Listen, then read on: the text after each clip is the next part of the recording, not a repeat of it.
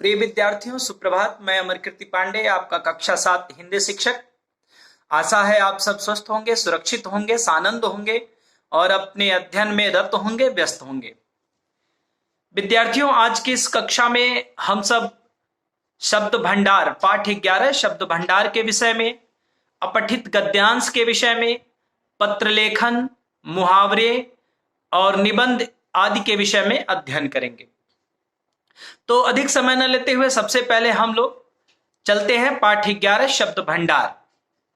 जैसा कि आप सबको मालूम है कि जो आपका सिलेबस है वो पूर्ववत है, यानी पिछली कक्षा 7 में जो सिलेबस निर्धारित किया गया था वही सिलेबस इस वर्ष भी लागू है। तो इसलिए पिछले वर्ष के उस सिलेबस के अनुसार ही इस वर्ष भी हम लोग कक्षा 7 में शब्द भंडार का अध्ययन करेंगे। तो पाठ 11 शब्द भंडार, जो कि आपके पुस्तक में पेज नंबर 68 पर है, उसमें सबसे पहले है विलोम शब्द या विपरीतार्थक शब्द।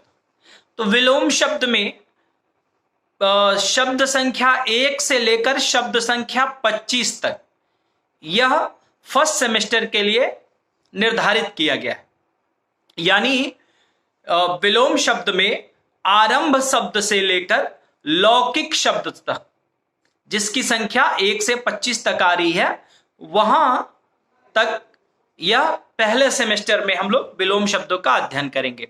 एक बार पुनः आप सब सुन लें कि विलोम शब्द के अंतर्गत शब्द संख्या 1 से 25 तक, अर्थात आरंभ शब्द से लौकिक शब्द तक हम लोग अध्ययन करेंगे। इसके बाद जो दूसरा भाग है पर्यायवाची, पर्यायवाची के अंतर्गत शब्द संख्या 1 से शब्द संख्या 16 तक का हम सब अध्ययन करेंगे, अर्थात घर शब्द की पर्यायवाची से लेकर उपवन शब्द की पर्यायवाची तक हम लोग अध्ययन करेंगे।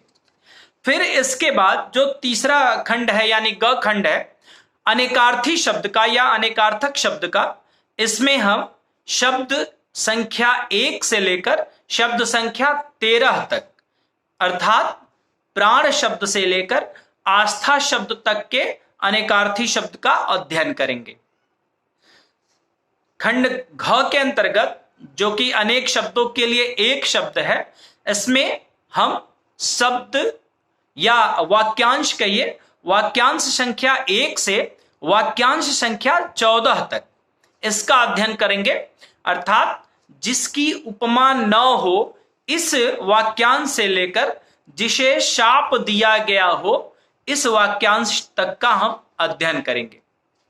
फिर अंतिम खंड के अंतर्गत यानी श्रुति सम भिन्नार्थक शब्द के अंतर्गत हम शब्द संख्या 1 से शब्द संख्या 13 तक का अध्ययन करेंगे, अर्थात कंगाल और कंकाल शब्द से लेकर हम अमूल और अमूल्य शब्द तक का अध्ययन करेंगे।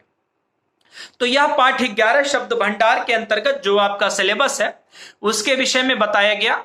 यदि किसी भी प्रकार का संदेह हो तो आप इस वीडियो को एक बार पुनः रिवाइंड करके, एक बार पुनः इसको आवृत्त करके सुन सकते हैं और उसके अनुसार आप अपना अध्ययन कर सकते हैं।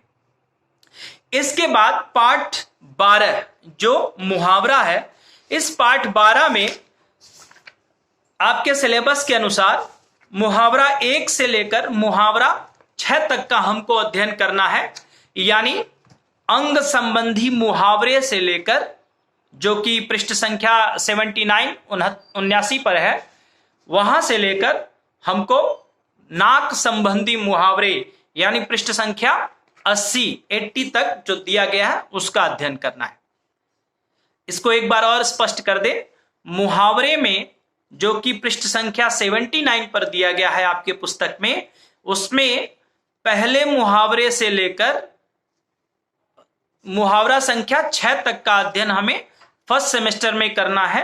यानी अंग संबंधी मुहावरे से लेकर नाक संबंधी मुहावरे तक का अध्ययन करना है। इसके अंतर्गत जितने भी मुहावरे दिए गए हैं उन सभी मुहावरों का आपको अध्ययन करना है, उसका अर्थ समझना है।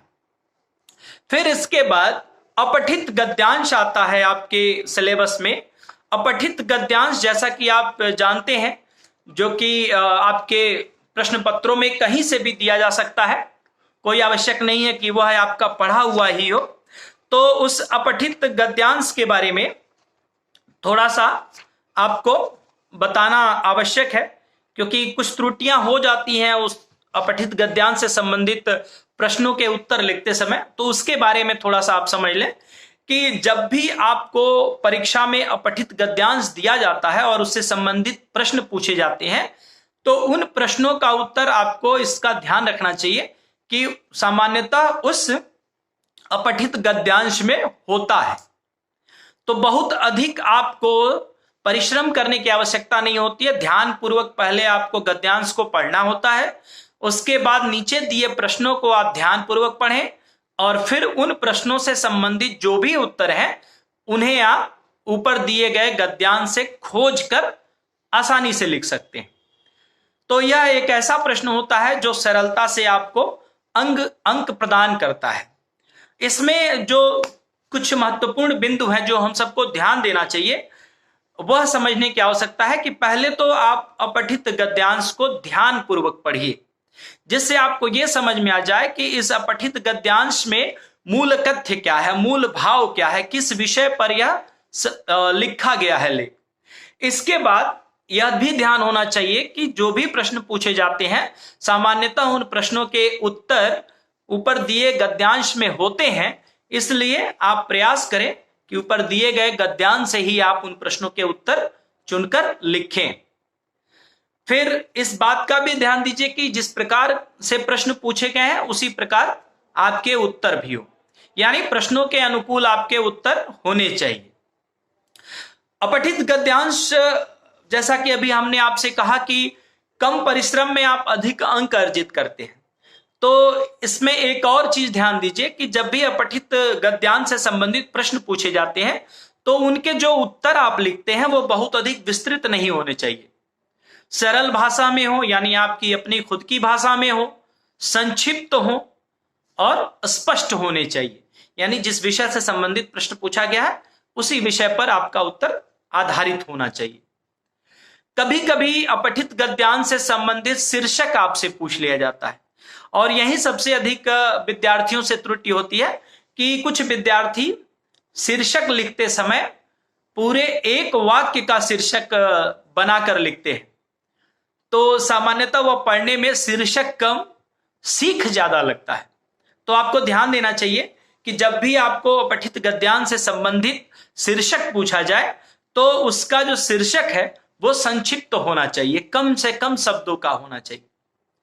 और इसीलिए सबसे पहले हमने कहा कि आप पहले अपठित गद्यांश को ध्यान पूर्वक पढ़ें, ताकि आपको उस गद्यांश का मूल भाव, मूल कथ्य पता चल जाए जिसके बारे में बात की जा रही है। तब आप आसानी से उस गद्यांश का शीर्षक भी लिख सकते हैं। कभी कभी आपसे समानार्थी शब्द या पर्यायवाची शब्द पूछ लिए जाते हैं, कभी कभी कुछ शब्द देकर, दो शब्द देकर, और उसके विलोम भी आपसे पूछे जा सकते हैं, कभी कभी अर्थ भी पूछे जा सकते हैं। तो यह भी सरल प्रश्न होते हैं, इसका उत्तर आप अपने विवेक से बड़ी ही आसानी से दे सकते हैं। तो इस अपठित गद्यांश को, जैसा कि मैंने कहा कि कम परिश्रम में आप अधिक अंक अर्जित करते हैं, तो इसको ध्यान में रखते हुए आप सबसे पहला जो काम करें वो ये कि आप उसको ध्यान पूर्वक पढ़ें, अपठित गद्यांश को। इसके बाद पत्र लेखन है। पत्र लेखन में इस बार के सिलेबस में, यानी फर्स्ट सेमेस्टर के सिलेबस में, आपका औपचारिक पत्र आना है। और औपचारिक पत्र के अंतर्गत औपचारिक पत्र 1, 2, 3 और 4 इसके विषय में आपके सिलेबस में दिया गया है और उसी का फिर आपको अध्ययन भी करना है। तो सबसे पहले थोड़ा सा हम लोग समझ लें कि औपचारिक पत्र क्या होता है। औपचारिक पत्र जो सामान्यतः हम उन लोगों को लिखते हैं जिनसे हमारा कोई व्यक्तिगत संबंध नहीं होता है, पारिवारिक संबंध हमारा नहीं होता है। तो सामान्यतः यह हम किसी विभाग में लिखते हैं, या सामान्यतः हम किसी अधिकारी को, पदाधिकारी को, प्रशासनिक अधिकारी को औपचारिक पत्र के अंतर्गत हम लोग लिखते हैं। और औपचारिक पत्र के अंतर्गत प्रार्थना पत्र लिखे जाते हैं, जैसे आप प्रधानाचार्य जी को प्रार्थना पत्र लिखते हैं, आवेदन पत्र लिखा जाता है, शिकायती पत्र होता है और व्यावसायिक पत्र होता है। इस तरह के प्रश्न पत्र होते हैं औपचारिक पत्र के अंतर्गत, जो कि इस बार के आपके सिलेबस में है। तो औपचारिक पत्र लिखते समय इस बात का आप विशेष ध्यान दीजिए कि जब आप औपचारिक पत्र लिखते हैं तो उसमें जो आपकी भाषा हो पत्र लिखने की, वह सरल होनी चाहिए, स्पष्ट होनी चाहिए। और एक विशेष बात जो औपचारिक पत्रों में आवश्यक होती है वह है कि पत्र आपका बहुत अधिक विस्तृत नहीं होना चाहिए। पत्र आपका एकदम बहुत छोटा भी नहीं होना चाहिए, लेकिन वह पत्र सामान्य होना चाहिए। इतना ही लिखा हो जितने में आप अपनी समस्या से या अपनी बात से किसी को भली भांति अवगत करा सकें। तो बहुत अधिक विस्तृत आपका पत्र नहीं होना चाहिए, और पत्र में किसी ऐसे शब्द का प्रयोग या ऐसे वाक्यांश या वाक्य का प्रयोग नहीं होना चाहिए जो बहुत उलझा हुआ हो, सुलझा ना हो। तो प्रयास ये करिए कि आपका पत्र बहुत अधिक विस्तृत ना हो और सुलझा हुआ हो।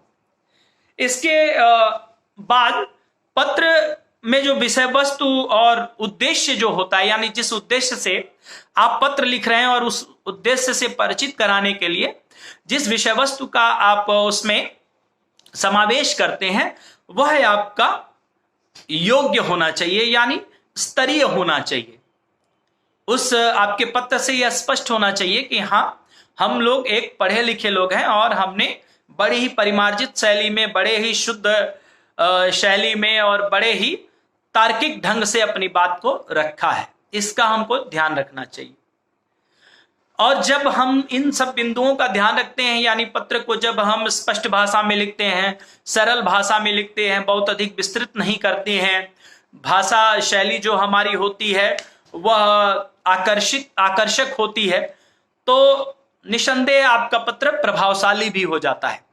और ध्यान रखिए कि औपचारिक पत्र प्रभावशाली होने चाहिए, जिससे कोई भी अधिकारी या कोई भी विभाग आपके उस पत्र को गंभीरता से ले। इसके बाद प्रयास यह भी करिए कि जिस विषय वस्तु पर आपने वो पत्र लिखा है, उसको लिखने में आपकी जो लिखावट है, आपकी जो लेखनी है, वह शुद्ध हो, यानी मात्रात्मक त्रुटियां नहीं होनी चाहिए।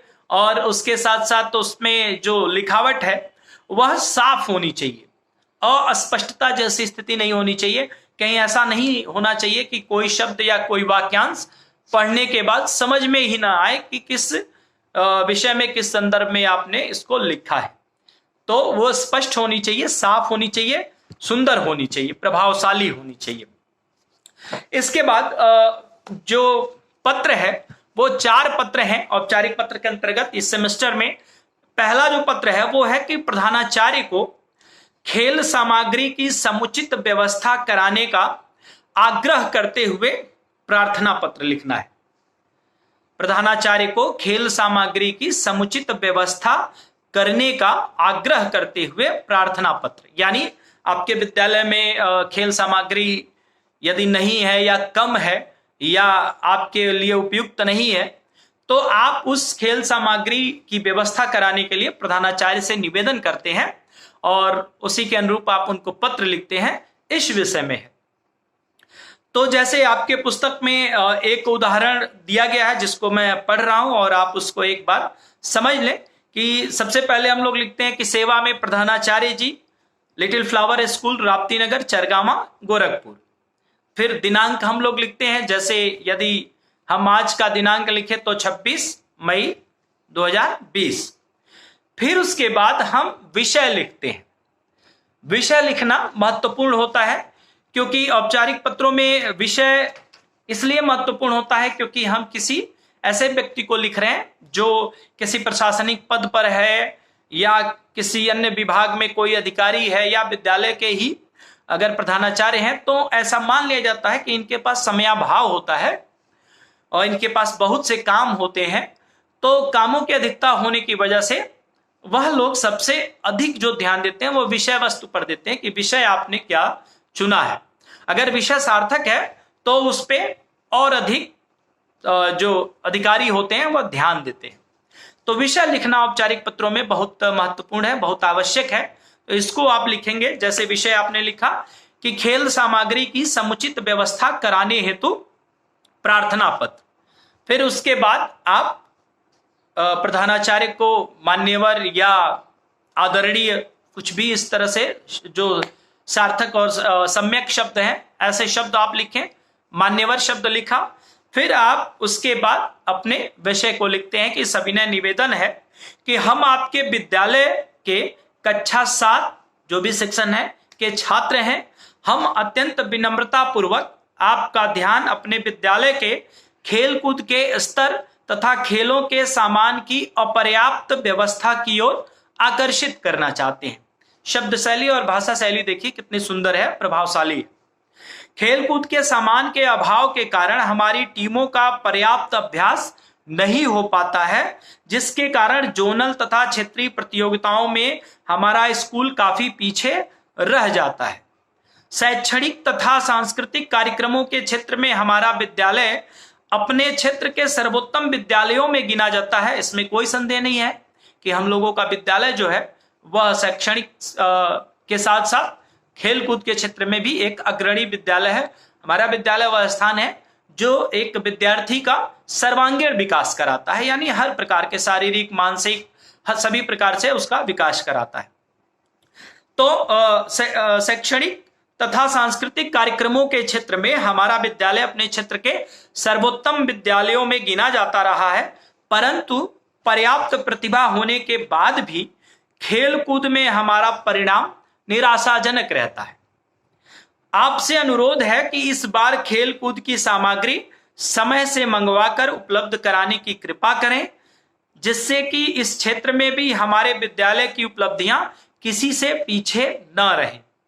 साथ ही टेबल टेनिस तथा बैडमिंटन के लिए किसी विशेष प्रशिक्षक की सुविधाएं उपलब्ध कराने की भी कृपा करें। धन्यवाद सहित या सादर धन्यवाद या सधन्यवाद।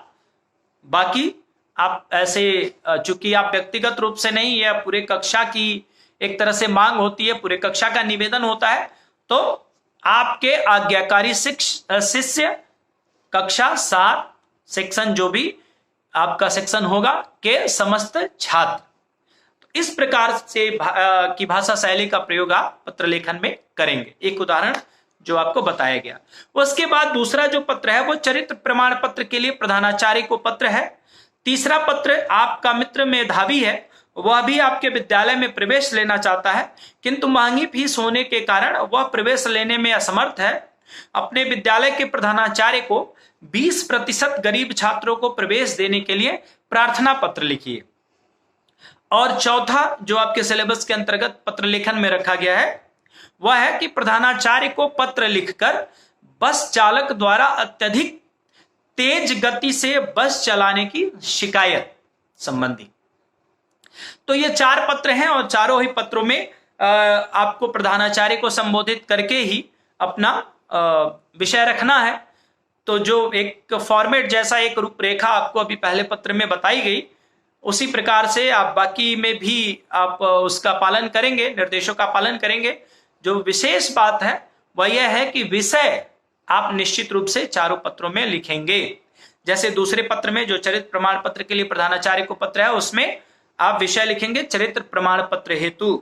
तीसरा जो है जिसमें आप अपने किसी गरीब साथी को विद्यालय में प्रवेश के लिए 20% छात्रों को प्रवेश के लिए जो आप निवेदन कर रहे हैं प्रधानाचार्य से, उसमें आप विषय लिखेंगे गरीब छात्रों को प्रवेश के संबंध में। और चौथा जो आप बस चालक द्वारा तेज गति से बस चलाने की शिकायत कर रहे हैं, उसमें आप विषय लिखेंगे बस धीमी गति से चलाने के संबंध में। एक चीज हम लोग को समझने की आवश्यकता है कि जब भी हम कुछ लिखें तो प्रयास हमारा ये रहे, जब भी हम विचार करें, कुछ लिखें, कुछ पढ़ें, तो हम सब का प्रयास ये होना चाहिए कि हम सब सकारात्मक होकर कार्य करें।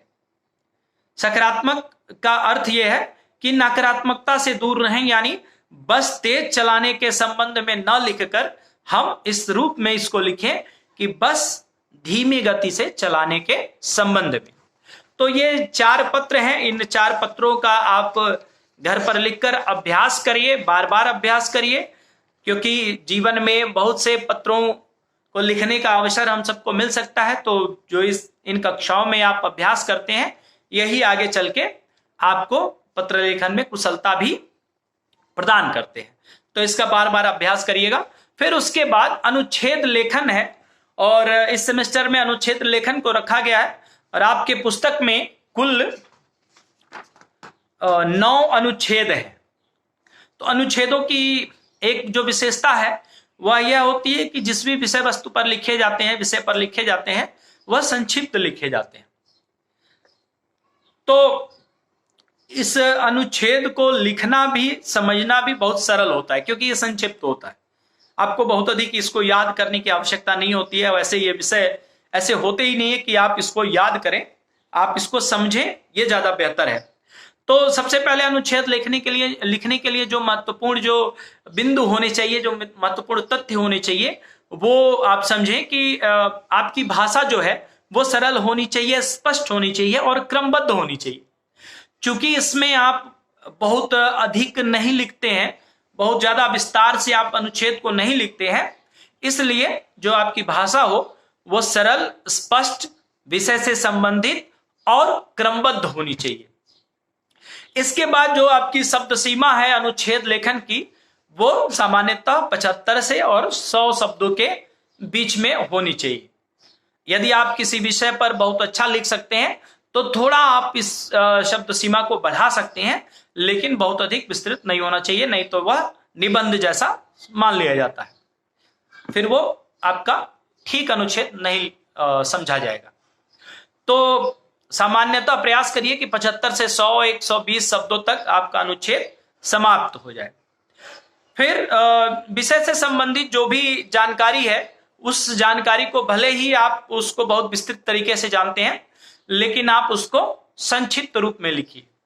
जब आप संक्षिप्त रूप में लिखेंगे तो जो एक दोष होता है हमारे आपके पत्र लिखने में कि एक ही वाक्य को कई बार हम लोग दोहरा देते हैं, उससे हम बचे रहेंगे।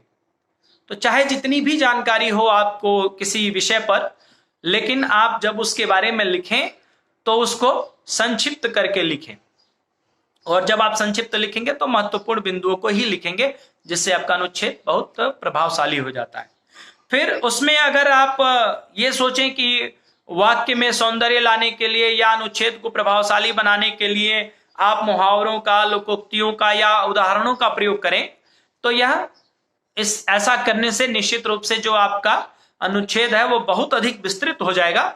इसलिए आप किसी भी प्रकार के उदाहरण का, मुहावरों का, लोकोक्तियों का आप प्रयोग करने से बचें, मत प्रयोग करें। तो जो आपके अनुच्छेद दिए गए हैं आपके पाठ्यक्रम में, उनको क्रमशः हम पढ़ रहे हैं, और उसको आप घर पे पढ़कर, समझकर और फिर लिखकर अभ्यास करेंगे। पहला जो अनुच्छेद है वह श्रम विषय पर है, यानी परिश्रम विषय पर। दूसरा है विद्यार्थी जीवन में अनुशासन का महत्व।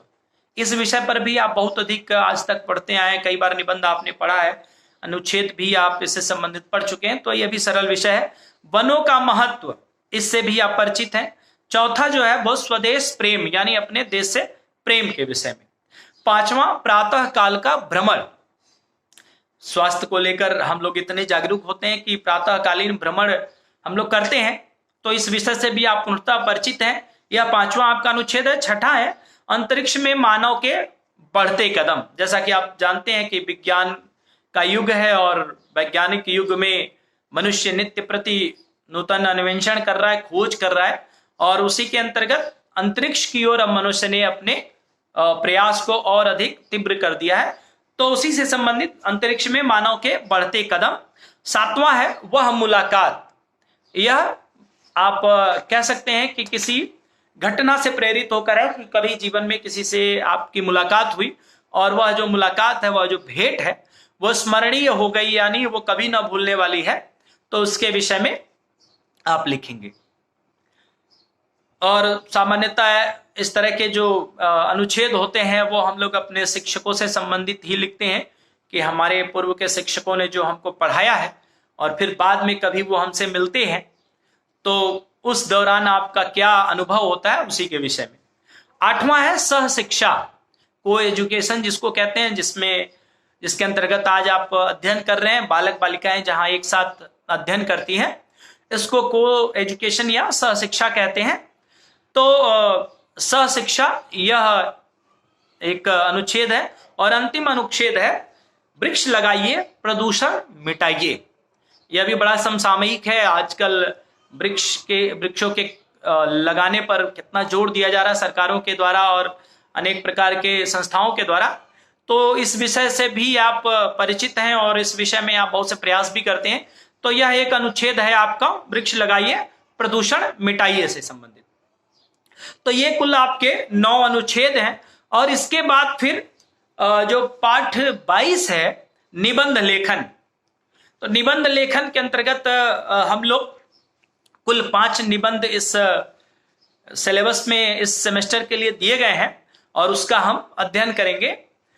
तो सबसे पहले आप ये समझिए कि निबंध किसे कहते हैं। अनुच्छेद जैसा कि अभी आपको बताया गया था, तो अनुच्छेद में क्या होता है कि किसी भी विषय पर अपने विचारों को जब हम संक्षेप में लिखते हैं, संक्षिप्त रूप में लिखते हैं, छोटा करके लिखते हैं, तो वो अनुच्छेद कहलाता है। लेकिन जब आप किसी विषय पर अपने विचारों को विस्तृत रूप में और क्रमबद्ध तरीके से लिखते हैं तो वह निबंध कहलाता है। तो अनुच्छेद का ही एक विस्तृत रूप आप कह सकते हैं निबंध है। अब उसमें आप निबंध में आप उदाहरण भी दे सकते हैं, मुहावरों का प्रयोग कर सकते हैं, लोकोक्तियों का प्रयोग कर सकते हैं या कुछ उस अन्य प्रभावशाली पंक्तियों का प्रयोग कर सकते हैं जिससे आपके निबंध की सुंदरता बढ़ जाए। ये आप कर सकते हैं। तो इसको लिखने के, निबंध लिखने के जो सामान्य नियम है उसके विषय में थोड़ी सी चर्चा हो जाए। तो जिस विषय पर आपको निबंध लिखना हो, जो आपके लिए प्रदत्त आपको विषय दिया गया है, उस विषय की आपके पास जानकारी होनी चाहिए। यानी अगर आपको विकल्प के रूप में 3 विषय दिए गए हैं निबंध लिखने के लिए, तो आप उस विषय पर ही निबंध लिखने का प्रयास करें जिस विषय पर आप सबसे अधिक जानते हैं, जिस विषय पर आपका ज्ञान ज्यादा पूर्ण है, तो यह जानकारी आपकी अधिक है। तो आप जिस विषय पर निबंध लिख रहे हैं उस पर आपकी पूर्ण जानकारी होनी चाहिए, पूरी जानकारी होनी चाहिए। फिर हम लोग इसे आरंभ, मध्य और अंत, इन 3 प्रकार से इसको विभाजित करके निबंध लिखना चाहिए, जिसको हम लोग सामान्यतः कहते हैं प्रस्तावना, विषय वस्तु और उपसंहार। तो सबसे पहले हम विषय जो दिया गया है निबंध लिखने के लिए उसका आरंभ करते हैं, फिर मध्य में विषय वस्तु को रखते हैं और अंत में उपसंहार के अंतर्गत अंत उसका करते हैं, जिसमें हम प्रयास करते हैं कि कुछ सीख के साथ, कुछ सकारात्मक बातों के साथ हम निबंध का अंत करें। तो हम आरंभ, मध्य और अंत, इन 3 रूपों में निबंध को विभाजित करके और निबंध लिखें, ऐसा हमको ध्यान रखना चाहिए। फिर जिस प्रकार की रूपरेखा आप बनाते हैं, जिस प्रकार की रूपरेखा है आपके निबंध की, उसके अनुरूप, उसके अनुसार आप अपने विचारों को अलग अलग अनुच्छेदों में, यानी आप इसको पैराग्राफ टाइप कह सकते हैं, कि जैसे आप किसी विषय पर लिख रहे हैं, अगर आपने विज्ञान के चमत्कार या विज्ञान वरदान या अभिशाप इस विषय पर निबंध लिखना प्रारंभ किया, तो जब आप विषय वस्तु में आते हैं और विषय वस्तु में आप लिखते हैं ध्वनि प्रदूषण, ठीक, हानियां अगर आप लिख रहे हैं विज्ञान से होने वाली हानियां, तो आप अनेक प्रकार के प्रदूषण लिखते हैं, ध्वनि प्रदूषण, वायु प्रदूषण, जल प्रदूषण और रासायनिक प्रदूषण, अन्य प्रकार के। तो यदि आपने एक अगर अनुच्छेद लिखा ध्वनि प्रदूषण पे, तो उसको एक पैराग्राफ में समाप्त करके फिर दूसरे पैराग्राफ से आप जल प्रदूषण के विषय में लिखें, फिर अगले अनुच्छेद से आप ध्वनि प्रदूषण के विषय में लिखें। यानी जब भी आपकी रूपरेखा परिवर्तित हो तो आप एक दूसरे अनुच्छेद के साथ, एक दूसरे पैराग्राफ के साथ उसको शुरू करें, इसका ध्यान रखिए। इससे क्या होता है कि इससे आपका निबंध पढ़ने वाले के लिए स्पष्ट हो जाता है, परीक्षक के लिए और अधिक स्पष्ट हो जाता है। तो रूपरेखा के अनुसार अपने विचारों को अलग अलग अनुच्छेदों में लिखने का प्रयास करिए। फिर है कि जो निबंध का विषय वस्तु है, कई बार होता है कि हम लोग किसी विषय पर बहुत अधिक जानते हैं। जैसे अगर आपसे कहा जाए कि देश प्रेम के विषय में लिखिए, तो देश से आपको अतीव प्रेम है, बहुत प्रेम है, अतुल्य प्रेम है। आपके लिए विषय भी सरल है क्योंकि आप बहुत प्रेम करते हैं, आपके मन में बहुत है देश को लेकर। तो आप कई बार क्या होता है कि आप बहुत अधिक लिखने लगते हैं इस विषय पर निबंध। इससे भी बचना चाहिए। बहुत बड़ा विषय वस्तु भी आपका नहीं होना चाहिए। तो प्रयास करिए, और जब भी आप अधिक लिखने का प्रयास करेंगे तो निश्चित रूप से उसमें कुछ अनावश्यक तथ्य आएंगे ही आएंगे। कुछ ऐसी बातें जरूर आएंगी, या तो इनकी पुनरावृत्ति होगी, या फिर जिनको हम हटा सकते थे वो बहुत आवश्यक नहीं होते हैं, अनावश्यक होते हैं, उसको भी हम लोग समावेशित कर देते हैं, उसका भी हम लोग निबंध में समावेश करते हैं। तो उसको अनावश्यक तथ्यों से हमको बचना चाहिए निबंध को लिखने में। फिर जो निबंध की भाषा है वो तो जैसे बाकी आप लिखते हैं उसी तरह इसकी भी भाषा सरल होनी चाहिए, स्पष्ट होनी चाहिए, और प्रयास करिए कि मौलिक हो, यानी किसी भी विषय पर जो निबंध आपको दिया गया है वह उस विषय पर निबंध आप अपने शब्दों में लिखें तो यह ज्यादा बेहतर होता है। जो आपकी पाठ्यपुस्तक में निबंध दिया होता है, यह निबंध आपको समझने के लिए दिया गया होता है कि आप इस प्रकार से इसको समझें कि इस प्रकार से लिखा जाता है निबंध।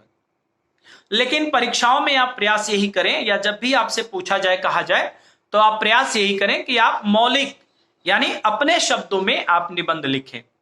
इससे आपके शब्दों का सामर्थ्य भी बढ़ेगा, आपकी विचारशीलता भी बढ़ेगी, आपकी लेखन शैली भी स्पष्ट होगी, सुंदर होगी, प्रभावशाली होगी। तो इसको ऐसा करने के लिए, यानी निबंध की भाषा जो हो वह सरल हो, स्पष्ट हो, और सबसे महत्वपूर्ण मौलिक हो, उसके लिए बहुत जरूरी है कि आप खाली समय में जब भी हो तो मनोरंजन के रूप में ही या पढ़ाई के रूप में ही आप किसी भी विषय पर निबंध लिखने का स्वयं ही प्रयास करें, और फिर जो भी त्रुटियां होती हैं उन्हें दूर करने का प्रयास करें। तो यह होने चाहिए। और इसके बाद प्रयास करिए कि निबंध में बहुत बड़े बड़े वाक्य नहीं होने चाहिए। कई बार कुछ विद्यार्थी जो होते हैं वो 2 पंक्ति 3 पंक्तियों के वाक्य लिखते हैं, जिससे वाक्य में अस्पष्टता आ जाती है, स्पष्ट नहीं हो पाता है वाक्य, और ऐसा होने पर भाषा भी बहुत प्रभावी नहीं रह जाती है। तो प्रयास करिए कि आपके जो वाक्य हों वो छोटे हों, संक्षिप्त हों। और फिर अगर आप चाहते हैं कि निबंध आपका प्रभावशाली हो और परीक्षक आपके निबंध लेखन से प्रभावित हो, तो जो कुछ महापुरुषों के द्वारा कहे गए कथ्य हो, या फिर उनके कथन हो, कविताएं हो, या कविता की पंक्तियां हो, या फिर आप श्लोक, सूक्ति, उदाहरण, इस प्रकार के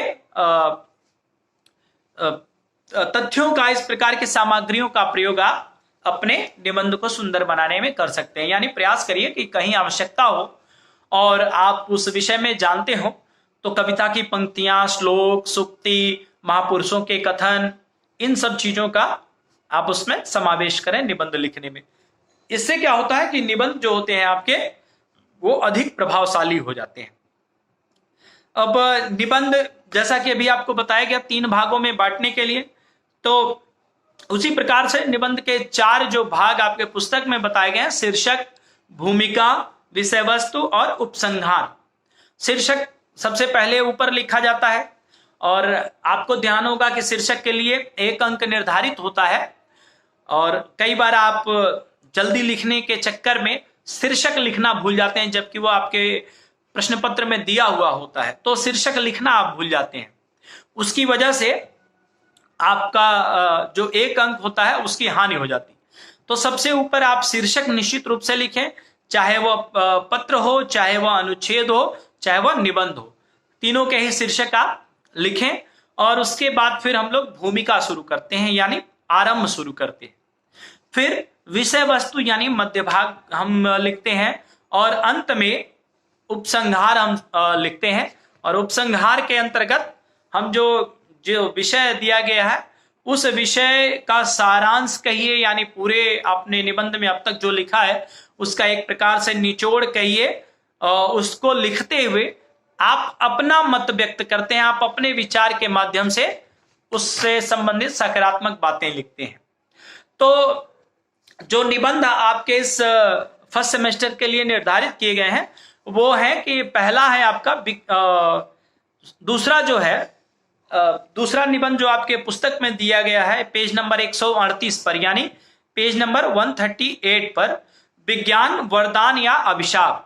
तो दूसरा निबंध विज्ञान वरदान या अभिशाप। फिर उसके बाद तीसरा निबंध है पर्यावरण प्रदूषण। चौथा निबंध है विद्यालय का वार्षिकोत्सव। पांचवा निबंध है माता पिता की सेवा। और छठा निबंध है, जो क्रम है निबंध का, पेज नंबर 142 पर, स्वदेश प्रेम। तो कुल 5 निबंध होंगे जिनका अध्ययन आपको इस सेमेस्टर में करना है। और आप सब जानते हैं कि आपके प्रश्न पत्र में विकल्प के रूप में निबंध दिए जाते हैं और 2 से 3 निबंध आपको विकल्प के रूप में दिए जाएंगे, जिसमें आपको किसी एक विषय पर अपना निबंध लिखना होता है। लेकिन आप अध्ययन या समझने के लिए आप 5 का ही अध्ययन करेंगे। तो ये जो 5 विषय हैं जिन पे आपको अपना निबंध लेखन का अभ्यास करना है, वह है विज्ञान वरदान या अभिशाप, विद्यालय का वार्षिकोत्सव, पर्यावरण प्रदूषण, स्वदेश प्रेम और माता पिता की सेवा। ये 5 ही विषय सरल हैं, 5 ही विषय आसान हैं और इनसे आप परिचित भी हैं, इसलिए बहुत अधिक आपको समस्या भी नहीं होगी। इसको आप पुस्तक से देखकर एक बार पढ़ें, समझें, फिर स्वयं ही अपनी भाषा में लिखने का प्रयास करें। आप निश्चित रूप से सफल हो जाएंगे। और इसी के साथ आज की यह कक्षा समाप्त होती है और अगली कक्षा में हम सब पाठ 14 संधि का हम लोग अध्ययन करेंगे और उसके विषय में भी हम सब जानेंगे। संधि के अंतर्गत जो आप जो उसके भेद हैं, पहले तो संधि की परिभाषा समझेंगे और उसके बाद स्वर संधि, व्यंजन संधि हम समझेंगे और इनके जो भेद हैं, इनसे संबंधित जो नियम है उनका भी अध्ययन करेंगे। तो पाठ 14 जो संधि और समास है, उसमें केवल हमको इस सेमेस्टर के अंतर्गत संधि का ही अध्ययन करना है। उसका हम लोग अध्ययन करेंगे अगली कक्षा में। तो आशा है कि आज की जो महत्वपूर्ण जानकारी आपको दी गई है उससे आप लाभान्वित होंगे और उसी के अनुसार आप अपने अध्ययन का अभ्यास भी करेंगे। आप सबका कल्याण हो और शुभम मंगलम। तावत भवेत्। धन्यवाद।